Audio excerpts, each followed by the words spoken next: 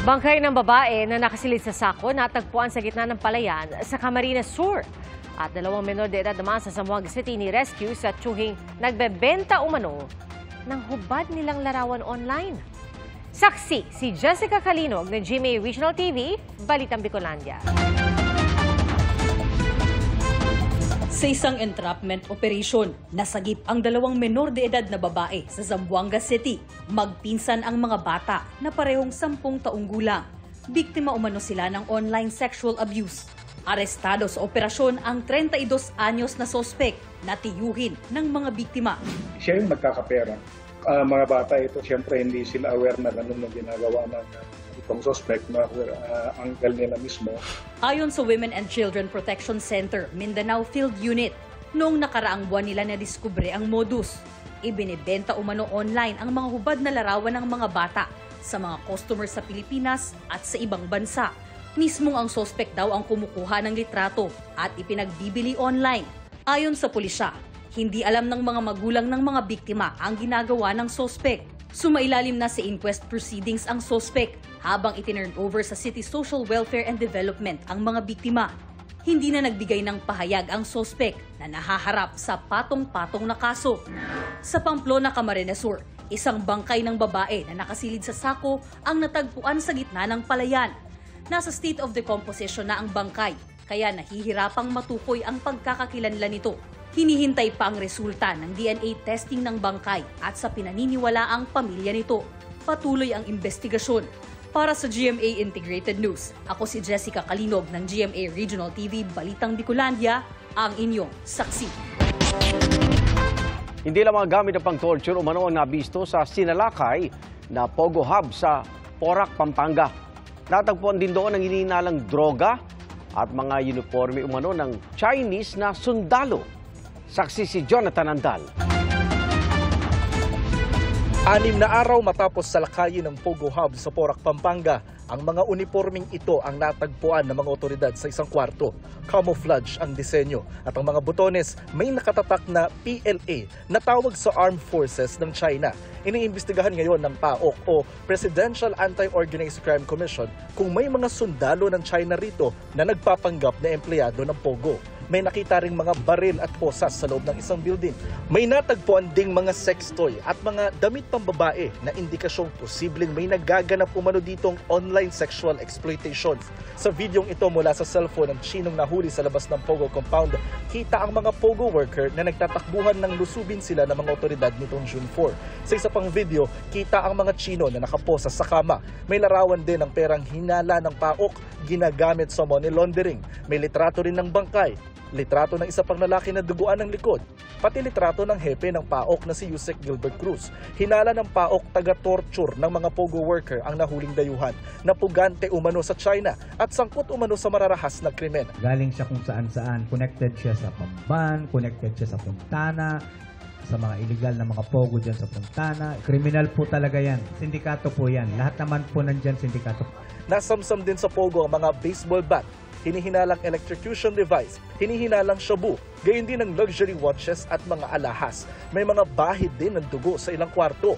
Nadiskubre rin ang daan-daang computer, cellphone, blank SIM cards at mga script na nakasulat sa Chinese. Isa sa nadatnan sa Pogo Hub ang nagpakilalang gwardyang Pilipino na 3 araw daw nagtago sa loob ng isa sa mga CR. Nitong March 2 lang daw siya nagsimulang magtrabaho rito. Akala raw niya sa subdivision siya mata-transfer. Dito na lang niya nalamang Pogo Hub pala ang babantayan niya bilang perimeter guard. Karamihan daw sa mga nakikita niyang labas-masok na mga empleyado, mga dayuhan gaya ng Chinese at Vietnamese. Karamihan din daw mga stay-in. Mga Pilipino, ma'am, yung tatanong namin kung anong trabaho dyan. Yeah, internet gaming daw, yung mga ganyan, mga scatter, mga ganun ba. Sa internet sabong, sa TV lang po namin naanin, ma'am, pero dito naman sa amin, wala pa naman nailalabas na gano'n. Na ano? Yung mga ganun po na tinurtur, ma'am. Day 4 ngayon ng search operations. 46 na buildings ang kailangan pasukin dito pero 11 pa lang ang natatapos ngayon. Hamon to sa mga otoridad dahil 10 araw lang ang binigay sa kanila ng korte na nakasaad sa search warrant. Isa sa gustong malaman ng PAOK, sinong lokal na opisyal ang protektor ng mga illegal na Pogo. Hindi pwede silang mamayagpag kung wala silang protektor ng mga local chief executives. At napakalalaki po nila eh. Giit ni Porac Mayor Jaime Capil, hindi siya protektor ni hindi niya umano binigyan ng mayor's permit ngayong taon ng Lucky South 99, ang operator ng ni-raid na Pogo. Yan ay matapos umanong makitaan ng violation ng Bureau of Fire Protection o BFP. Hindi rin daw sa kanya ang lupang kinatitirikan ng Pogo. Kapag may mayor, makatalakad na lang, alwang building ka rin. At eya po kay katamo, alatamo pong, etamo po magmamayari, ketang gabon ka rin for your information. May building permit naman anya para sa 40 gusali sa Pogo compound na nakatakda sana nilang inspeksyonin noong May 3 para sa lisensya nito. Pero hindi umano sila pinapasok dahil limitado umano ang kapangyarihan ng munisipyo. Hindi rin umano nakarating sa alkalde na may mga biktima roon ng torture, human trafficking at prostitusyon na kung alam daw niya ay ikinuha niya agad ng search warrant para ma-rescue ang mga biktima. Pero bago nakitaan ng paglabag ng AFP ay aprobado ito ng munisipyo. Sabi ni Mayor, Pogo per se is a legitimate business. Diba? At nung legitimate business siya, yapin po kaya kaming inapruban. Nung EMIA apruban, madimanda na kayo man, maombudsman na kayo man. Dereliction of duty, abuse of authority, o biyayalwa pang kaso na pwede na pong ikaso kaya kami. para sa GMA Integrated News, Jonathan Andal ang inyong saksi. Nanawagan ng PNP kay Kingdom of Jesus Christ founder Pastor Apollo Kibuloy at iba pa akusado na sumuko na at harapin ang kinakaharap na mga kaso. Kasunod dyan ang tensyonadong pagsisilbi sana ng arrest warrant laban sa kanila sa Davao City. Saksi si Argil Relator ng GMA Regional TV 1 Mindanao. Naglalagay na ng hagdan ang mga pulis para sana maakyat ang bakod sa compound ng Kingdom of Jesus Christ sa Buhangin, Davao City. Pero pinipigil ito ng mga nakaharang na miyembro ng KOJC. Hanggang sa binomba na nila ng tubig ang mga pulis.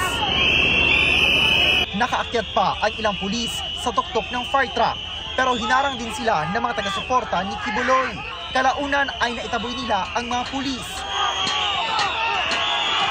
Ang tensyon naganap sa gitna ng pagsisilbi ng arrest warrant laban kay KOJC founder Pastor Apollo Kibuloy at 5 iba pa. Para yan sa mga kasong child abuse, sexual abuse at paglabag sa Anti-Trafficking in Persons Act. Ang sinasabi ng mga miyembro ng KOJC, wala raw mga dokumentong ipinesinta ang mga pulis. Diretso sampa. I think, sir, dapat, sir, magpakilala muna. We have search warrant, okay. Ganun po sistema, sir. Bigla-bigla na lang po, sir. Marami pong nasaktan. Kumalma lang ang sitwasyon nang tumawag ang abogado ng KOJC kay dating Pangulong Rodrigo Duterte na ipinarinig sa compound. Ang dating Pangulo ang nagsisilbing administrator ngayon ng KOJC. Pasordla na ng mga polis, istoryahin po ang mga abogado ni Pastor, mag-istorya sila.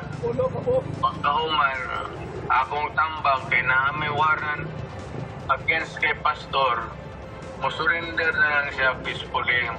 Pagdating ng mga abogado ng KOJC at ipinisinta na ng mga pulis ang warrant mula sa korte, maayos na pinapasok ang mga pulis sa loob.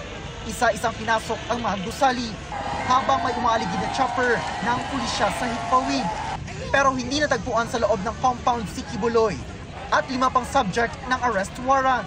Negative, no? Hindi natin nakita ang mga subject sa warrant of arrest kanina. But we are thankful na naging peaceful naman yung nangyaring pag-serve ng warrant of arrest. Although may konting resistance at first, pero after negotiation ay pinapasok naman tayo, especially sa Kingdom of Jesus Christ. Alas 8 ng umaga na nag-withdraw na sa KOJC compound ang mga pulis. Pinuntahan din ng pulisya ang ilan pang property ni Kibuloy, kabilang ang Glory Mountain sa Barangay Tamayong. Kita sa CCTV ang pagsira sa gate ng naturang compound. Pero naglabasan ang mga miyembro ng KOJC mula sa loob at sinubukang pigilan ang mga pulis. Meron lang resistance sa may Glory Mountain na kailangan natin i-break yung fence. Pero kung titingnan natin sa rule, sa Criminal Procedure Section 11, ang may right ang officer to break into building or inclusion pag nasa isip natin na yung subject ng warrant of arrest ay nasa loob. Ang pakiusap po natin ay maging mahinahon po tayo lahat. Ang inyong pong kapulisan ay nandoon po for official discharge of their duties. Ayon sa Police Regional Office 11, ang isinilbing warrants of arrest ay inilabas ng Pasig City RTC Branch 159. Bukod dito, may nauna na ring inilabas na warrant of arrest kay Kibuloy ang Davao City RTC para sa mga kasong sexual at child abuse na nitong Mayo lang ay pinag-utos ng Korte Suprema na ipalipat sa Quezon City. May hiwalay ring inilabas na arrest order ang Senado laban sa pastor, kaugnay ng pagmamatigas itong humarap sa mga pagdinig ng Senado. Bukod sa mga kaso sa Pilipinas, nasa wanted list din ng Federal Bureau of Investigation ng Amerika si Kibuloy simula pa noong 2022. Nahaharap siya roon sa patong-patong ng mga kaso, kabilang ang sex trafficking by force, fraud and coercion, conspiracy at bulk cash smuggling. Panawagan ng PNP. I want to take this opportunity also na manawagan muli kay Pastor Kibuloy at iba pa pong mga akusado na para maiwasan po yung mga ganitong mga sitwasyon ay sana po ay sumuko na po sila at harapin po yung mga kasong isinampa po sa kanila para mabigyan din po sila ng pagkakataon na sagutin itong mga reklamo. Para sa GMA Integrated News, ako si Ori Gil Relator ng GMA Regional TV 1 Mindanao, ang inyong saksi. Mga kapuso, sama-sama tayong maging saksi. Mag-subscribe sa GMA Integrated News sa YouTube at para sa mga kapuso abroad, samahan niyo kami sa GMA Pinoy TV at sa www.gmanews.tv.